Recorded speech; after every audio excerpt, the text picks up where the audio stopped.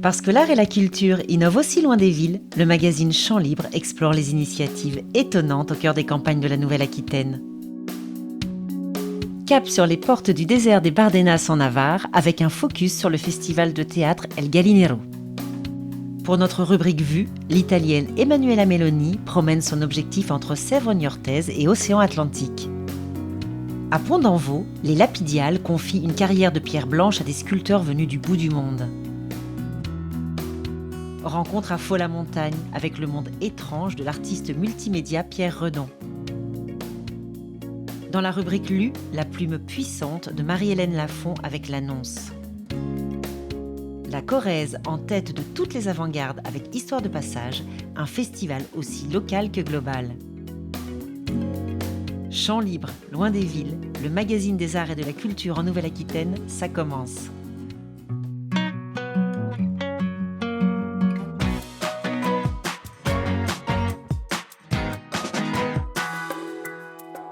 À Cabanillas, un petit village de Navarre situé aux portes du désert des Bardenas, se tient tous les 2 ans un festival de théâtre alternatif, El Gallinero. Porté par Juan et Noémie, il mêle théâtre, musique et art plastique dans un joyeux désordre aux allures de procession. El Festival de Teatro El Gallinero lo creamos mi compañera Noemí y yo porque teníamos una pequeña compañía de teatro y nos costaba mucho tener acceso a grandes festivales, a grandes salas. Vimos que solo había grandes producciones con gente famosa y al igual que creamos nuestra propia compañía para, digamos, hacer el teatro que a nosotros nos gustaba, decidimos crear nuestro propio festival para dar acceso al teatro que nosotros creíamos que tenía que tener más salidas. Vimos que faltaba un poco en las zonas rurales teatro alternativo, un teatro más contemporáneo.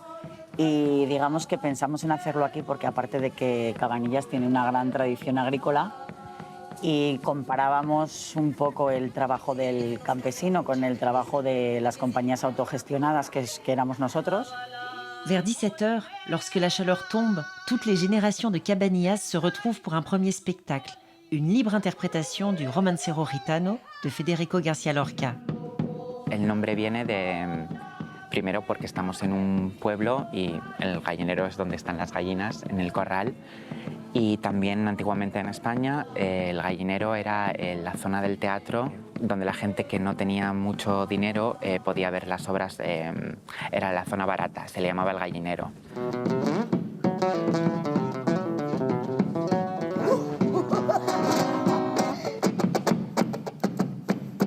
Nada es como tan ortodoxo, sino que hemos hecho como una mezcla a partir de las posibilidades de cada uno de los intérpretes y de sus dones. Ellos sí que improvisan con el público, hay rompimientos. Yo trabajo siempre con coreografía física dentro de la dramática. Yo no soy coreógrafa.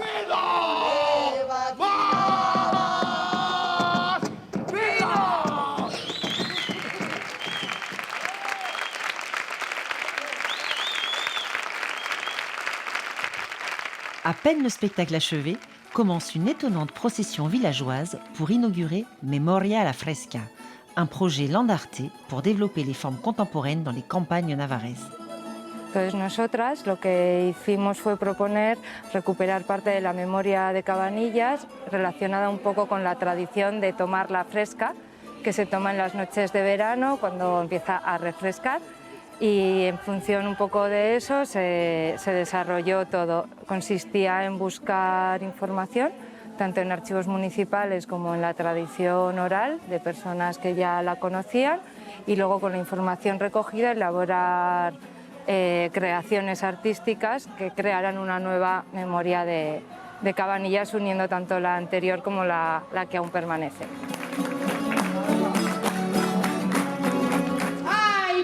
Mi pueblo, qué bonito es y cuántas memorias tengo. Esos veranos calurosos, tomando la fresca en las calles, sin parar de hablar. Esos inviernos fríos, con las mantas hasta los tobillos, sin parar de tiritar. Esta tarde a las 8:30 se va a hacer un recorrido por el pueblo porque al final la memoria no son solo datos, son también lugares y personas, y entonces se van a recitar los poemas que se crearon en los talleres, se va a ver el resultado de algunos de los collages creados que se han pegado en las paredes escalados a tamaño mayor. Contaremos también con la presencia de los auroros, de Siré recitando y de Marta Santos cantando una jota.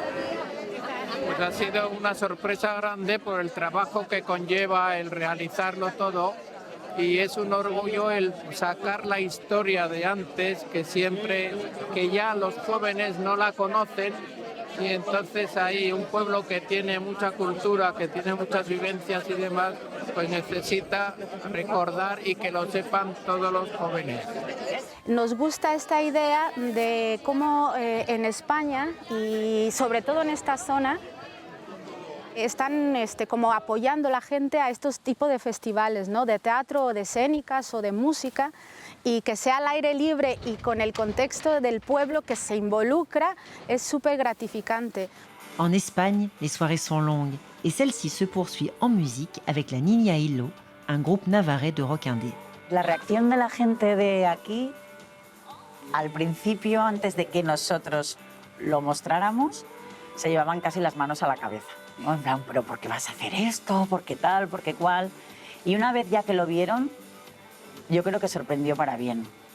Ellos entendieron ese tipo de lenguaje. No, igual ellos no todo el mundo tiene la oportunidad de irse a un Madrid o a un Barcelona o a ver una obra de teatro más alternativa o menos comercial. Entonces, si Mahoma no va a la montaña, pues tendrá que ser al revés.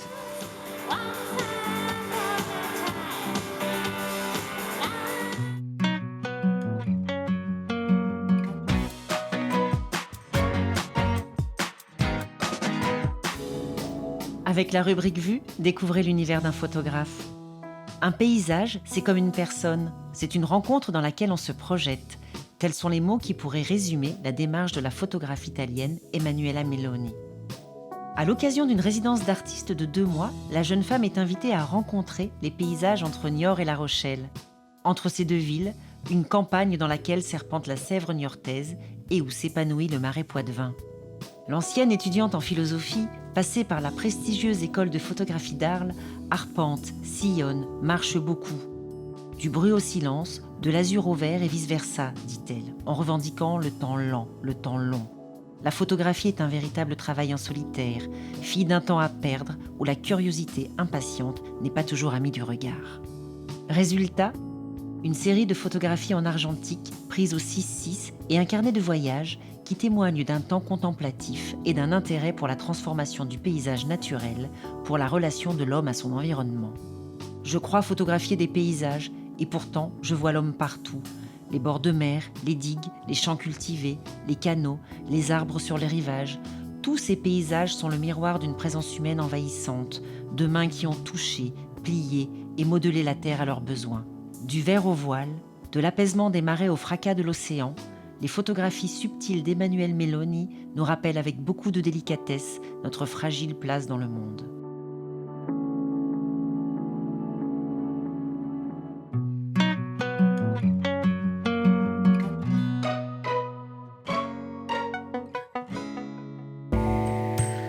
Depuis Pont-d'Envaux en Charente-Maritime, connexion immédiate avec les Lapidiales et ces artistes venus du bout du monde.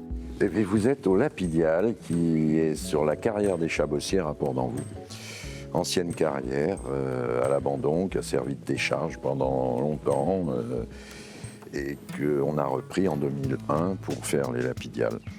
Sachant que la carrière était petite pour le projet Lapidial, on a très vite été construit le projet La Galaxie des Pierres Levées, qui est la suite, hein, c'est la même chose. Un champ de mégalithes sculpté dédié aux cultures du monde et qui initie des itinéraires imaginaires sur tout le territoire. Et comme on pourra toujours mettre une pierre après une pierre, si ça doit continuer, ça continuera. Voilà. Plus le volet échange des cultures. Tous les ans, on prend une culture différente et puis on essaye de la faire connaître et d'en apprendre beaucoup. J'ai compté hier 23 nationalités pour 38 sculpteurs qui ne sont pas français, les autres étant français sur 80. Et donc cette année, on est Afrique de l'Ouest. L'an dernier, on était Asie du Sud-Est. Il y a 2 ans, on était Amérindien d'Amérique latine. Voilà. Et puis on a été arabo-andalou, on a été italien du Nord, on a été Amérindien d'Amérique du Nord. Voilà, bon bref. Et c'est passionnant.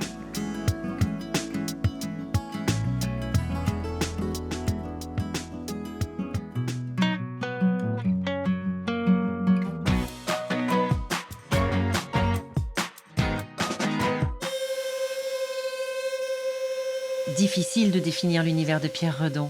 Artiste multimédia, transdisciplinaire, il mêle sans tabou la marche, l'hypnose, l'ethnographie, la photographie, le soin, la vidéo. Artiste du bizarre ? Peut-être, mais artiste libre qui aime explorer ses propres limites depuis les confins du plateau de Mille Vaches.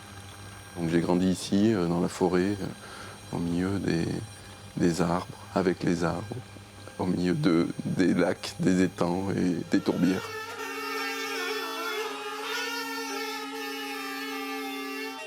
Moi, je travaille toujours avec la matière qui est là autour, en la pétrissant. Donc ça peut être les gens, le territoire, les sons, beaucoup de la question de l'empathie, l'écologie, l'anthropologie, la musique, toujours le son.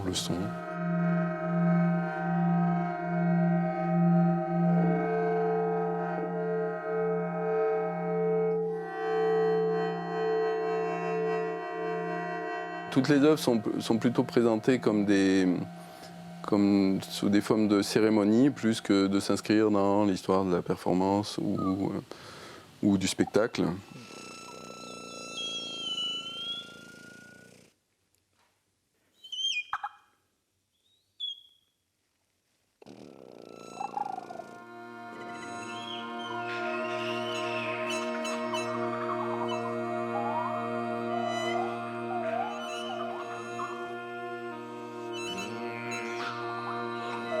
Je m'intéresse à tout ce qui est l'esthétique des marges, les frontières entre la perception sensible des gens, leur propre cosmogonie, ce qui constitue leur façon de vivre dans le monde.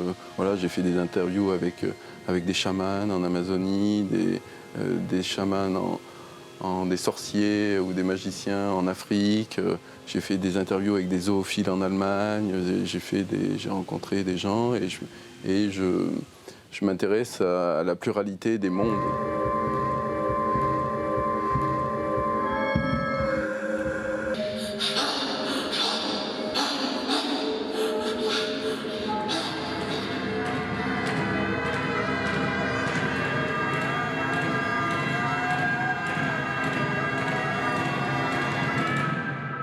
Tulus, c'est un projet qu'on déplace beaucoup à l'international. Donc l'objectif est d'organiser une tournée dans les 7 continents pour tisser un tapis de la mémoire de l'humanité à travers le cheveu.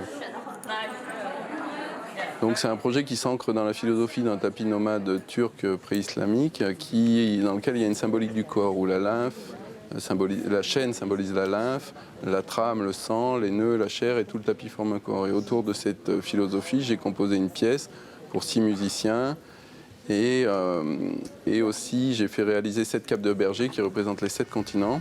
Et à la fin de la cérémonie sonore, les gens viennent donner une mèche de cheveux et un dessin sur la thématique de la naissance pour tisser ce tapis de la mémoire de l'humanité. Et on peut voir que les mondes qui traversent les gens ne sont pas forcément ceux qui sont donnés à voir par la parole ordinaire. Ou en plongeant dans l'inconscient, on voit qu'il y a des mémoires qui viennent de très très loin ou d'ailleurs. Ça m'a intéressé, ça m'a encore plus ouvert le champ des possibles dans un rapport à la connaissance envers les gens.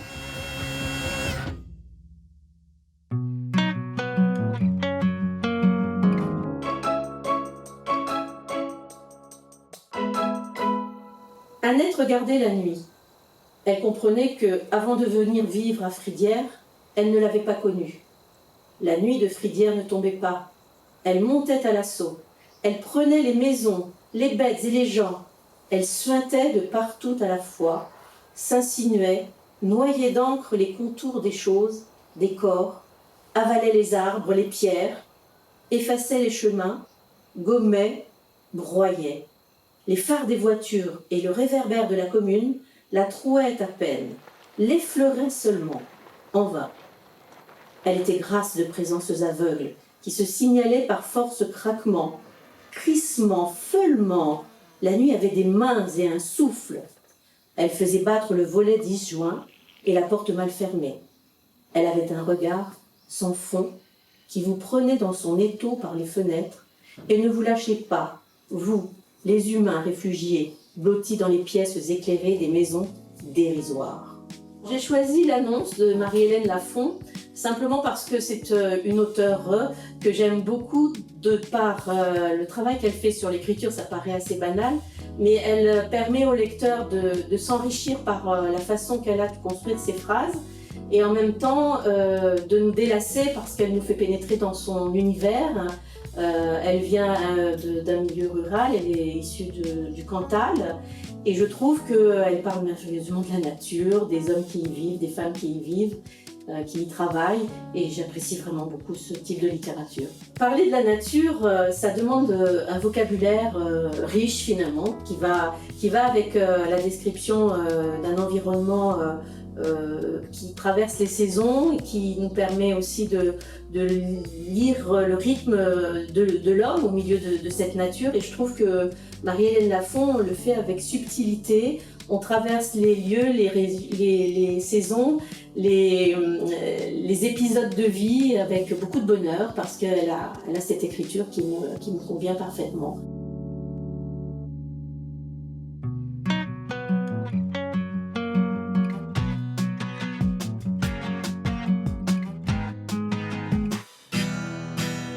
Le temps de quelques jours au cœur de la Corrèze, histoire de passage mêle ressources locales et grands noms, à l'instar du dessinateur Cabu qui en a signé la première affiche en 2014, ou encore Pétillon.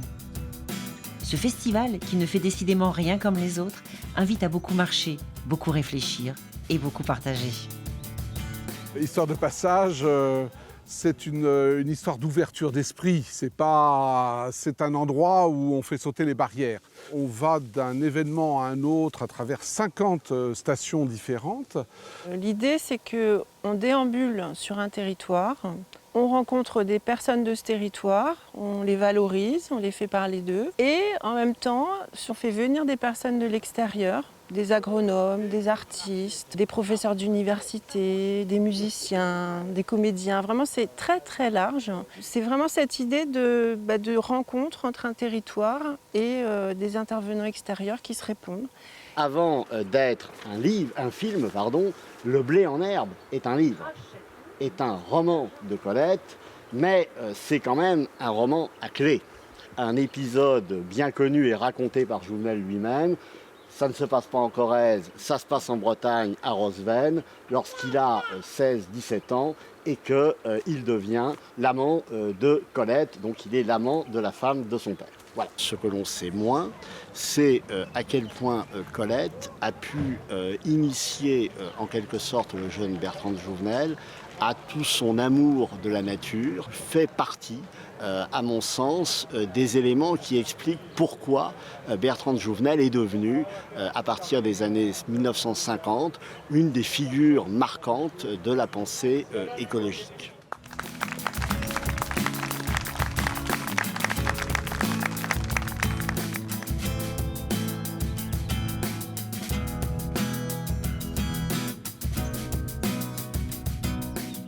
Monique, je te laisse la parole sur l'eau dans les jardins. Je vais me réfugier derrière Michel Foucault. C'est un texte qui permet de dépasser les vieux enjeux, débats entre nature et culture. C'est sous le mot, un peu bizarre peut-être qui va vous apparaître, d'hétérotopie. Alors topos, c'est le lieu, hétéro, c'est la diversité, le divers, donc hétérotopie.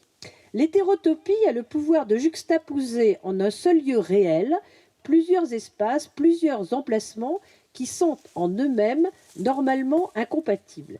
Il ne faut pas oublier que le jardin, étonnante création maintenant millénaire, avait en Orient des significations très profondes et comme superposées. Le jardin traditionnel des Persans était un espace sacré, le nombril du monde en son milieu. C'est là qu'étaient la vasque et le jet d'eau.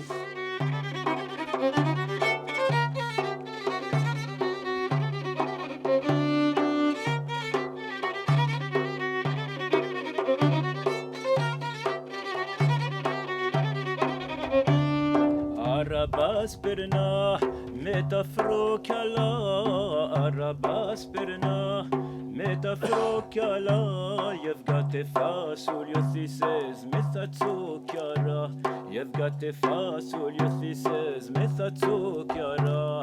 Je trouve que ce qu'on crée là, le réveil des villages, c'est de l'utopie concrète au sens où les gens sont vraiment en contact, en lien.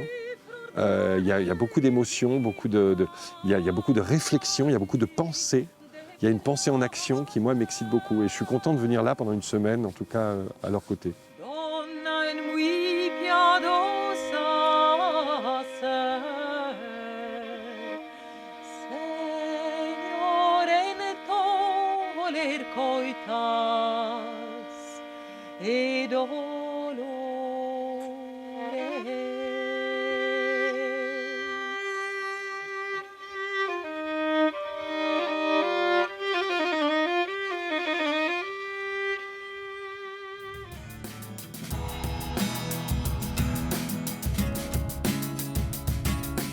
Donc aujourd'hui, on fait voler des cerfs-volants pour rendre hommage à Maryse Bastier, qui était une aviatrice connue. Voilà. Je trouve sympa ce mélange entre l'appui sur les ressources locales et puis l'apport de personnes qui viennent d'ailleurs. Donc c'est des générosités qui sont conjuguées entre des gens d'ici et des gens d'ailleurs. Et vous le savez peut-être, un de mes surnoms est Mister Local Global et je crois que cette dimension-là est fondamentale aujourd'hui. Le paradigme local global dans la langue de Gervereaux, c'est juste génial. C'est-à-dire c'est de vivifier, de mettre en lien les gens d'ici, leurs talents avec des gens de l'extérieur qui viennent. Et on crée comme ça une formidable travail de médiation et qui est absolument excitant. C'est la 5e année. Et je souhaite longue vie à ces rencontres. Vraiment, c'est bouleversant ici ce qui se passe. Voilà. Doucement. Bien, doucement.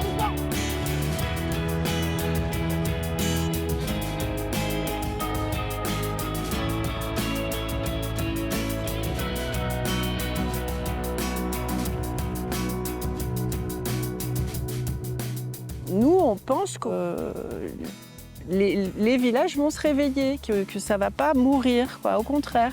Donc le festival Histoire de Passage contribue modestement, évidemment, à ce réveil des villages. En tout cas, nous, on y croit. Et pour nous, ça permet de montrer aussi qu'il ne doit pas y avoir et il n'y a pas de séparation entre nature et culture. Biodiversité et culturodiversité, pour nous, c'est deux choses qui fonctionnent en même temps. L'environnement, il est global.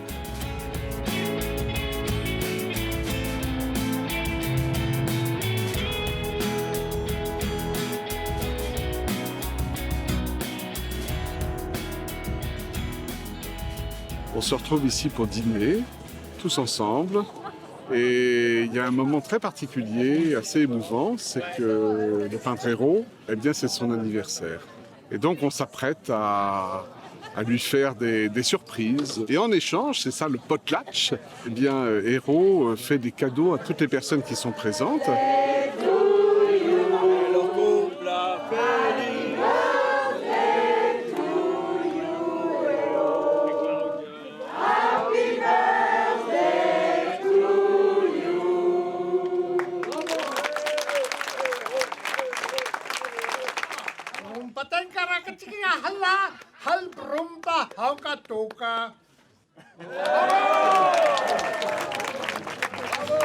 Hérault a décidé, pour partager cet événement, d'offrir un petit bout d'une grande toile à chacun des personnes qui sont des festivaliers. Donc chacun va repartir avec un petit morceau et tous ensemble, c'est comme si on avait l'œuvre en commun.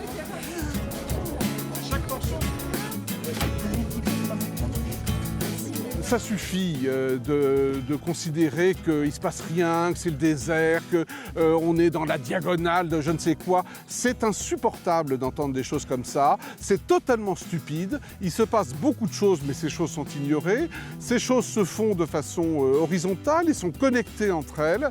Et c'est ce qu'on essaye de montrer dans cette manifestation.